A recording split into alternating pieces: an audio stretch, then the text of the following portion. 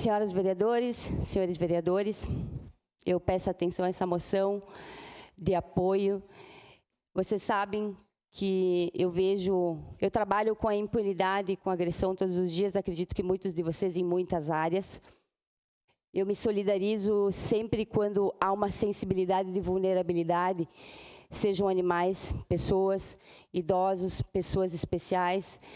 Eu acredito que todas essas pessoas e também esses animais, em função da sua vulnerabilidade, acabam ficando suscetíveis a uma sociedade que convivemos todos, mas que sabemos que temos pessoas com altos problemas, partindo desde dentro de casa. Essa é a minha opinião. A minha opinião é que os pais contribuem muito também nessa questão. Eu venho de pais amorosos, né? Tanto meu pai como minha mãe sempre trataram a vida animal e a vida humana com muito respeito.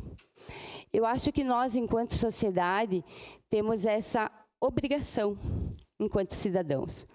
O respeito à vida humana, o respeito à vida animal e o respeito à natureza.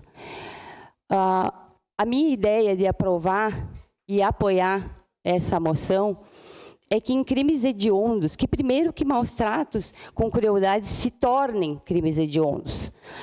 Para mim, crimes e criminosos não têm idade nessa severidade do caso. Essa agressividade, essa brutalidade com que esse caso foi compreendido e estendido, me leva a crer que esses adolescentes agrediram e mataram brutalmente esse cão por diversão. Eu não vejo nenhuma outra motivação de um cão idoso. Imaginem se fosse uma pessoa, é uma pessoa idosa que está sentada na praia, numa cadeira. Simplesmente é agredido e brutalmente morto, porque existe. Então, acho que a gente precisa fazer uma reflexão essa que eu já falei em outros momentos, sobre a teoria do elo, que é aonde começa a violência doméstica. Começa nos animais, termina entre mulheres, crianças, idosos e pessoas especiais. Eu vi um caso que comentei aqui, que me chocou, que um pai castigou uma filha especial, colocando ela numa coleira, com uma corrente, e alimentando essa criança de 9 anos com ração, porque ela tinha um problema cognitivo e provavelmente pediu mais do que uma vez algo que ela gostaria, e essa foi a punição. Punição essa que é normalizada na nossa cidade, normalizado o fato de um cão estar na corrente, numa coleira, comendo ração, quando tem ração. Ainda a ração foi um brinde, né?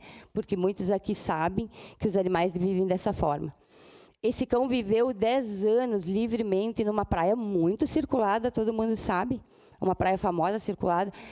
Eu acredito na vida dos cães comunitários, eu acredito muito, porque ele foi respeitado durante 10 anos. Infelizmente, esses adolescentes passaram pela frente desse cão e viram ele como um alvo.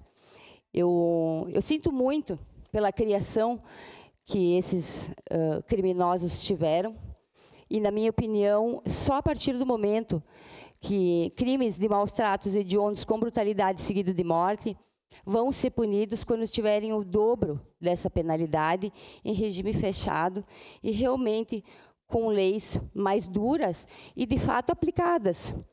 Porque se a gente passar a mão nesse adolescente, nesse adulto também, ou desde criança, quando ele afere maus tratos à vida humana ou animal, a gente já criou monstros para a nossa sociedade.